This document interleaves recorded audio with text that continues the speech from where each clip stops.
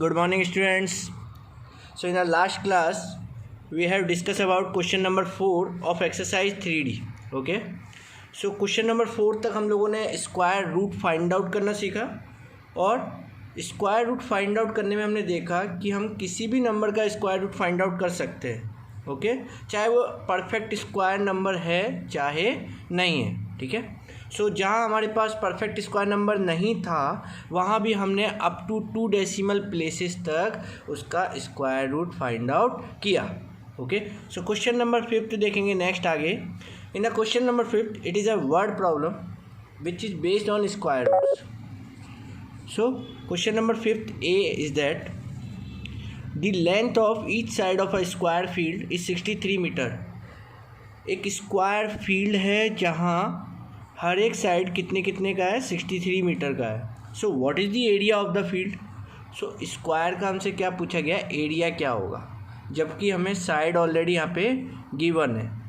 So area of square क्या होता है, साइड मल्टीप्लाई बाई साइड. ठीक है. सो देखेंगे यहाँ पे answer. Yes. So let we take a square A B C D in which each side is 63 metre. 63 metre, 63 metre, 63 metre. Okay. So length of each side is 63 meter. Area of square is equal to side multiply by side. So 63 into 63, that is 63 square. So 63 into 63 is 3969 meter square. Okay. Next question देखेंगे आगे. Question number 5 B. Pause the video and note down that answer. Question number 5 B. A square room of side 12 meter is to be paved with square tiles of side 50 centimetre. एक square room है, कितने side का है, 12 metre side का है. Okay, यानी कि 12 by 12 by 12 by 12 का स्क्वायर रूम है. Is to be paved with square tiles. ठीक है ना, जिसमें क्या बिछानी है, हमें स्क्वायर टाइल्स बिछानी है. कहाँ बिछेगी स्क्वायर टाइल्स, उसके फ्लोर पर. ओके. सो स्क्वायर रूम के फ्लोर पर हमें स्क्वायर टाइल्स लगानी है ऑफ साइड 50 सेंटीमीटर, जिसका साइड क्या होना चाहिए, 50 सेंटीमीटर. सो 50 50 50 50. ठीक है. सो एक स्क्वायर रूम में टाइल्स लगानी है और उस टाइल्स के हमारे पास डायमेंशन गिवन है 50 centimetre.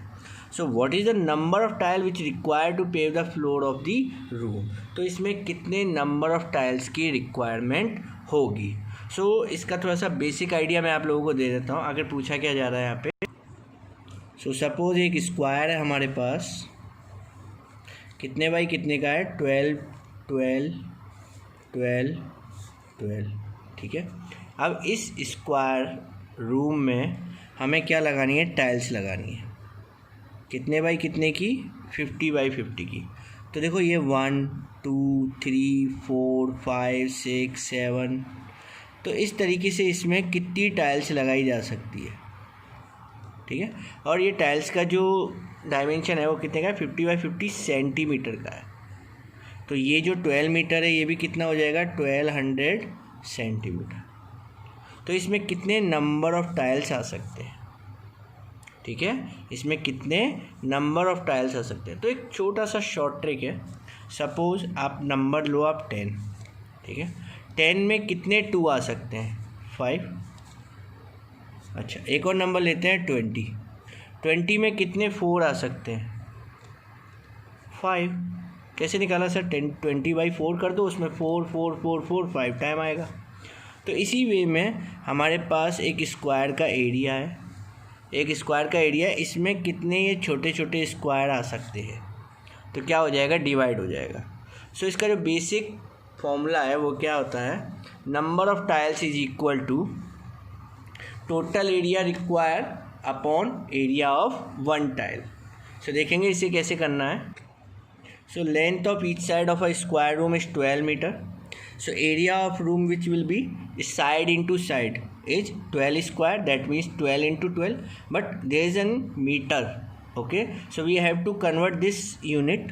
So 12 meter is equal to what, 1200 centimeter, that means 1200 centimeter. So 1200 multiply 1200. Okay, so it is the area of the room. Okay. So next इसके आगे देखेंगे area of tiles. So length of each tile is equal to 50 centimeter. So area of each tile is side multiplied by side is 50 square, that means 2500 centimeter square. Okay. Now we have to find the number of tiles. So the formula is that number of tiles is equal to required area, या फिर हम इसे लिख सकते हैं area of floor upon area of one tile. Okay, so area of floor upon area of one tile. So area of floor is what?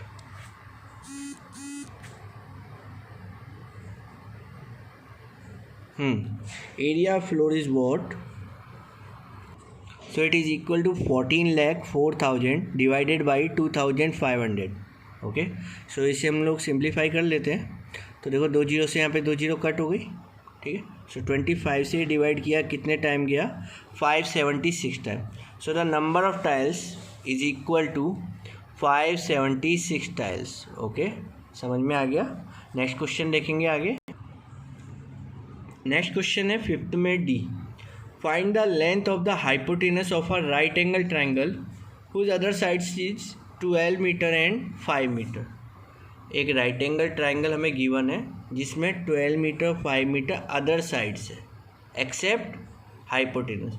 यानी कि जो राइट एंगल ट्राइंगल है उसमें हमारे बेसिकली 3 साइड्स होते हैं, एक बेस, एक परपेंडिकुलर एंड एक हाइपोटेनस. सो अदर जो 2 साइड्स है हाइपोटेनस को छोड़ के, यानी कि बेस और परपेंडिकुलर इज 12 एंड 5.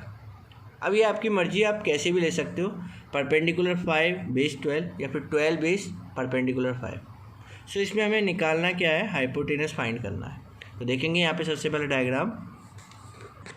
सो देखो हमने ट्राइंगल लिया ABC. ठीक है, यहाँ बेस लिया 5 मीटर एंड परपेंडिकुलर लिया 12 metre. And now we have to find out the length of this hypotenuse. अब हमें इसमें क्या फाइंड आउट करना है? हाइपोटेनस फाइंड आउट करना है. So any right angle triangle is use Pythagoras theorem. कोई भी राइट एंगल ट्राइंगल होता है वहाँ पे हमारा पाइथागोरस थ्योरम क्या होती है? अप्लाइड होती है. So by the Pythagoras theorem hypotenuse square is equal to base square plus perpendicular square. So hypotenuse is what? AC, perpendicular is what? AB, and base is BC. So AC square is equal to AB square plus BC square. So hypotenuse we have to find out, but perpendicular is 12 square is equal to 144. Base is 5 square is 25. So 144 plus 25 is 169. Now hypotenuse square is equal to 169. Square में आ जाएगा क्या होता है? Square root. अब 169 का square root क्या होगा? 13 metre. Okay, so hypotenuse is equal to 13 metre. ये 169 को हमने प्राइम फैक्टराइजेशन से निकाला है, 13 मल्टीप्लाई बाई 30. ठीक है, सो हाइपोटेनस की वैल्यू कितनी आ गई? 13 मीटर आ गई. नेक्स्ट देखेंगे question. Pause the video and note down that answer. Next is question number E. Starting from her house Nita walks 160 metre north, then 630 metre west to reach a friend's house. Okay, on her way back she walks diagonally until she reaches her own house. What is the distance did she walk while coming back? Okay, so देखो इसको जरा मैं इसको geometrically आप लोगों को बता देता हूँ एक बार. सो देखो यहाँ पे सपोज़ करो ये इसका क्या है? नीता का घर है. सो नीता वॉक्स 160 मीटर नॉर्थ, ये गई 160 मीटर नॉर्थ में. ओके, ये हो गया 160 metre. Now what? Then she 630 metre west. इसके बाद नॉर्थ में चलने के बाद जब ये 160 मीटर नॉर्थ में चली है, इसके बाद में ये वेस्ट की तरफ गई है. ठीक है, अब वेस्ट क्या होता है? ईस्ट या होता है, वेस्ट या होता है. एक बार आप थोड़ा सा डायरेक्शन जरूर देख लेना एक बार. तो देखो north, south, east, west. Okay, so this is the directions. Okay, so सबसे पहले वो नॉर्थ साइड में गई 160 मीटर, अब वो वेस्ट साइड में गई है कितना? 630 मीटर. अब यहाँ उसके फ्रेंड का क्या है? घर है. So on her way back, अब इसके बाद उसे बैक आना है, और वो भी कैसे आना? डायगोनली आना. तो देखो सपोज़ करो ये डायगोनली चली यहाँ पे. ठीक है, और डायगोनली ये क्या हुआ? अपने घर आ गई. Now what distance did she walk while coming back. तो जब ये घर की तरफ वापस आई है तो ये घर की तरफ कितनी डिस्टेंस ट्रैवल करके आई है। तो हमारे पास ये इसमें पूछा जा रहा है हाइपोटेनस। और ये ध्यान से देखो एक बार, ये क्या फॉर्म हो रहा है, राइट एंगल ट्रायंगल फॉर्म हो रहा है। कैसे, सपोज इस पॉइंट को हम दे देते हैं ए, ये हो गया बी और ये हो गया सी, और हमें पता है कि जो डायरेक्शन होगी ऑब्वियसली वो 90 डिग्री एंगल पे होगी, ठीक है, क्योंकि वो स्ट्रेट लाइन के अलोंग ही जाएगी। सो ये क्या बन गया, ए बी सी एक राइट एंगल ट्रायंगल बन गया, जहाँ हमें बेस पता है, परपेंडिकुलर पता है, और हाइपोटेनस हमें क्या करना है, फाइंड आउट करना है, ठीक है। सो आई होप आप लोगों को आइडिया लग गया होगा कैसे करना है इस क्वेश्चन को। तो देखो आगे, so in this right angle triangle we use Pythagoras theorem, hypotenuse square equal to base square plus perpendicular square, hypotenuse square equal to, yes यहाँ पे परपेंडिकुलर भी आप कोई भी कंसीडर कर सकते हो। सो 630 का होल स्क्वायर प्लस 160 का होल स्क्वायर। सो 630 का होल स्क्वायर 3969, और एक जीरो है तो वो 2 टाइम जीरो हो जाएगा, स्क्वायर करेंगे तो, प्लस 16 का स्क्वायर हो गया 256, एक जीरो का फिर से 2 टाइम जीरो हो गया। ये आप मल्टीप्लाई करोगे तो समझ में आ जाएगा, 160 into 160 25600, okay. 630 into 630 396900, okay. So now hypotenuse square equal to 4222500, hypotenuse is equal to square root of, so ये हमारे पास कितना है 4,22,500। तो इसका हमें निकालना है स्क्वायर रूट। अब स्क्वायर रूट निकालने के आपने बहुत सारे मेथड सीखे हैं, ठीक है। तो स्क्वायर रूट देखो कैसे फाइंड आउट करेंगे।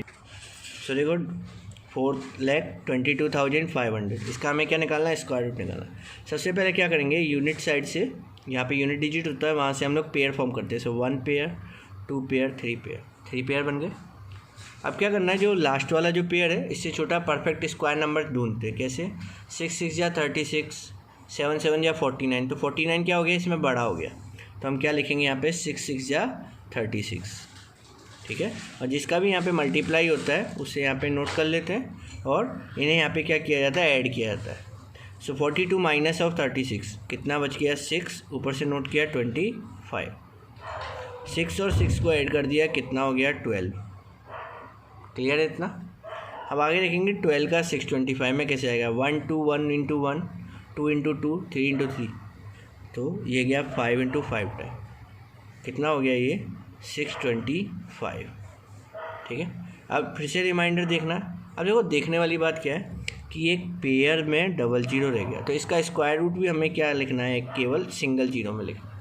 अगर ये 4 टाइम जीरो होता है तो हम यहाँ पे डबल जीरो नोट कर लेते, ठीक है। तो इसका जो स्क्वायर रूट हो गया वो कितना हो गया, 650, 650। So answer is that 650 metre, clear. Next question देखेंगे आगे। So pause the video and note down that answer.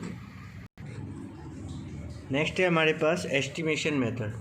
तो अभी तक हमने स्क्वायर रूट को फाइंड आउट करने के काफ़ी मेथड सीखे, इसी में नेक्स्ट है हमारे पास आ गया एस्टिमेशन मेथड।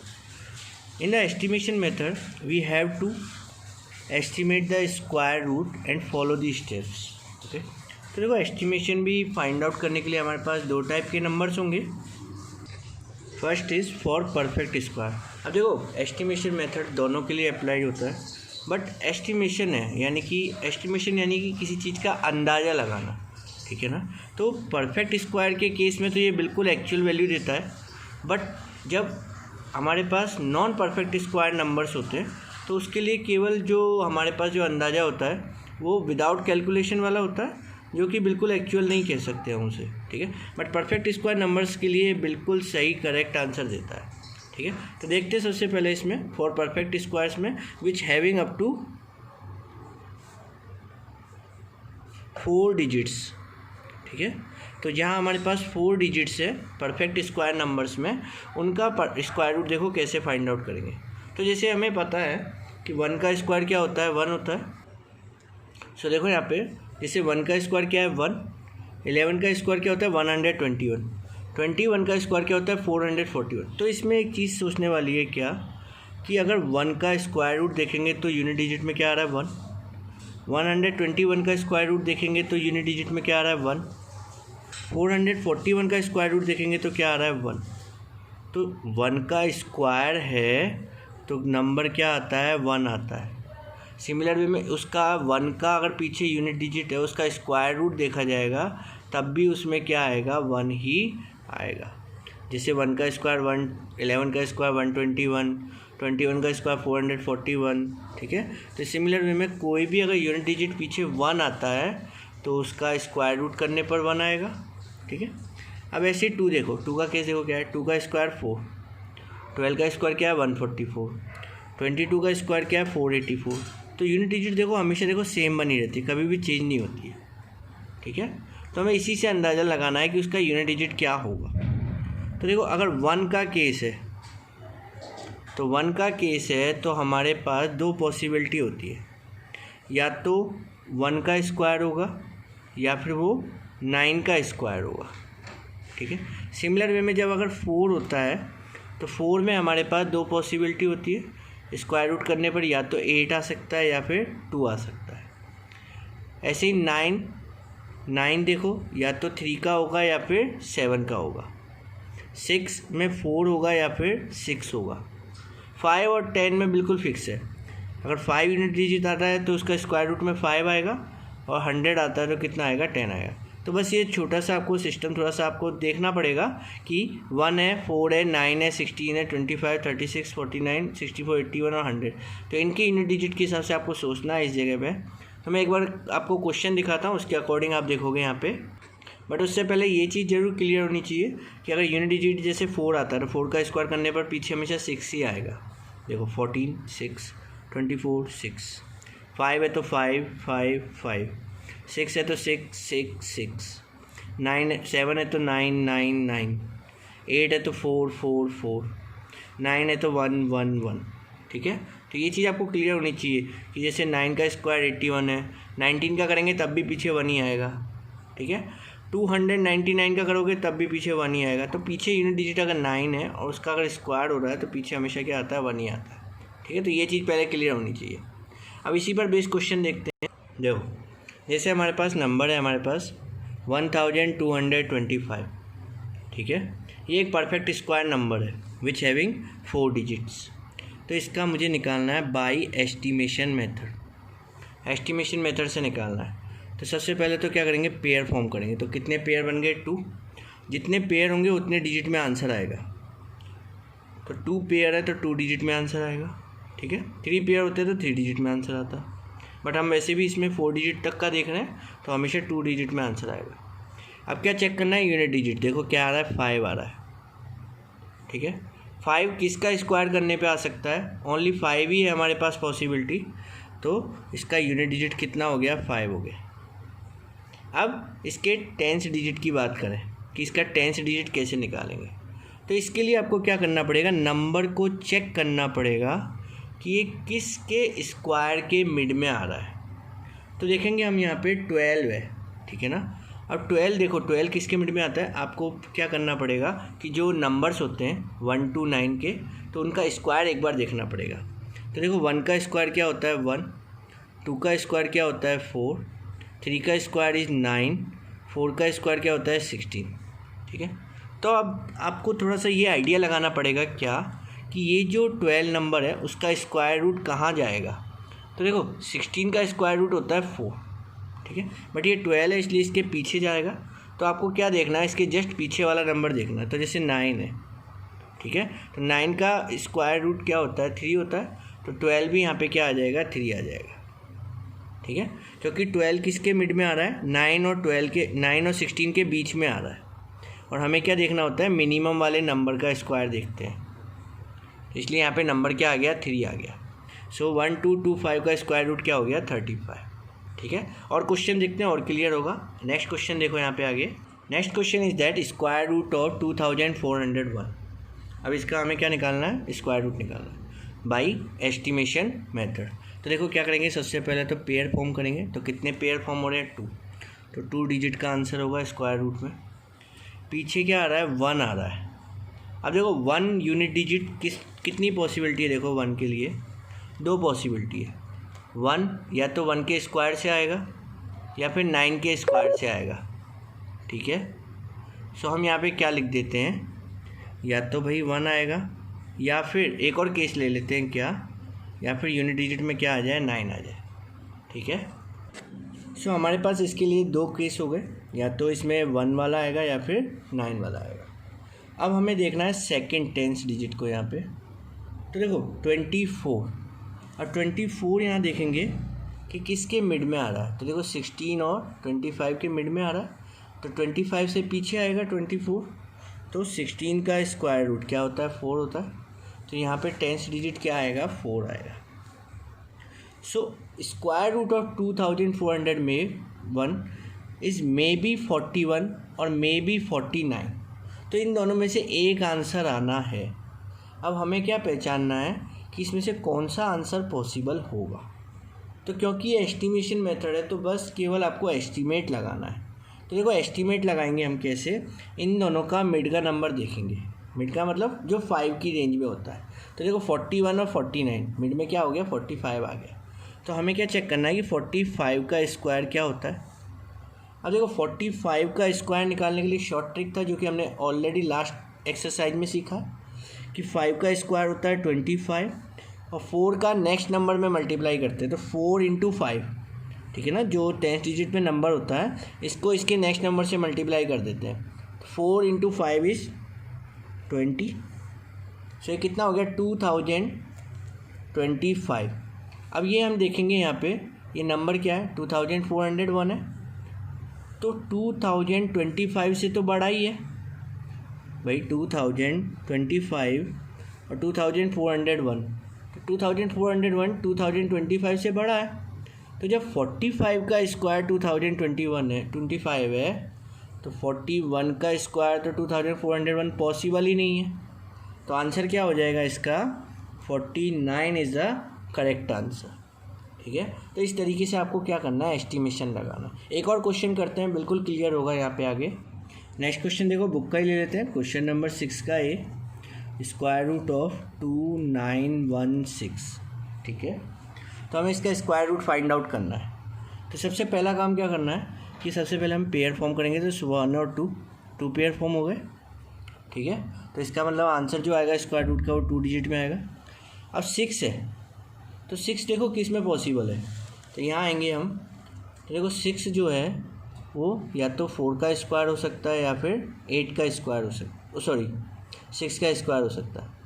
तो हमारे पास 2 पॉसिबिलिटी हो गई क्या भाई, या तो हमारे पास 4 आएगा यूनिट डिजिट में या फिर हमारे पास 6 आएगा। फिर 4 का स्क्वायर 16 होता है और 6 का स्क्वायर 36 होता है। ठीक है, तो पॉसिबिलिटी अब की बार कितनी हो गई, 2। तो फिर से हम यहाँ पे 2 केस कंसिडर करते हैं भाई, यूनिट डिजिट या तो 4 पॉसिबल है या फिर 6।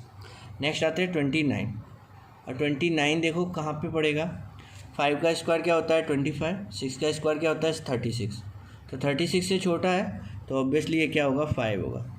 सो आंसर मे बी 54 और मे बी 56। अब इन दोनों में से कोई एक आंसर आना है। अब हम फिर से चेक करेंगे क्या, 55 का स्क्वायर तो बहुत ही ईजी है। 5 का स्क्वायर तो 25 लिखना ही है। पीछे वाला क्या है, 5 डिजिट है। 5 का नेक्स्ट नंबर क्या होता है 6, 5 6 जा 30। सो 3025 का है 55।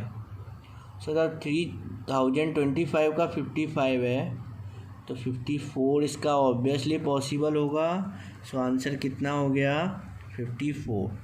और 55 से बड़ा नंबर होता तो मतलब 3025 से बड़ा नंबर होता तो ये 56 का आंसर होता। तो 56 यहाँ पे क्या हो गया, रॉन्ग, और 54 इज़ द करेक्ट आंसर। सो आज ये आप लोगों का चैप्टर आप लोगों का कंप्लीट हो चुका है। ठीक है, इसके ऊपर बेसिस जितना भी नोट्स है वो मैं आपको लोगों को सेंड कर रहा हूँ।